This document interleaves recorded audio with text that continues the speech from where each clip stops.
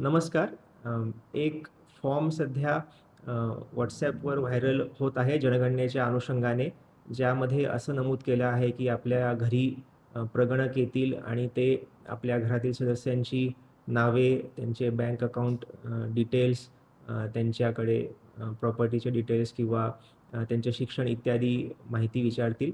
मात्र नागरिकांना आवाहन आहे, की जनगणनेविषयी आपल्याला जी माहिती द्यायची आहे, त्याच्यामध्ये जे प्रश्न विचारले जाणार आहेत ते se.census.gov.in या संकेतस्थळावर आपल्याला स्वगणना करता येईल 15 मे पर्यंत आणि या संकेतस्थळावर आपल्याला ते प्रश्न देखील सर्व दिसतील. हा फॉर्म जो आहे हा चुकीचा फॉर्म व्हायरल केला जात आहे. त्यावर कृपया नागरिकांनी विश्वास ठेवू नये. कुठल्याही प्रकारचे बँक अकाउंटचे डिटेल्स वगैरे आपल्याला प्रगणक विचारणार नाहीये.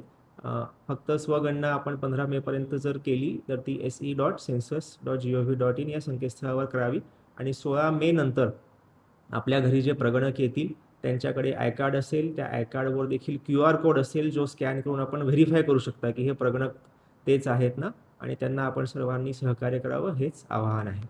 धन्यवाद.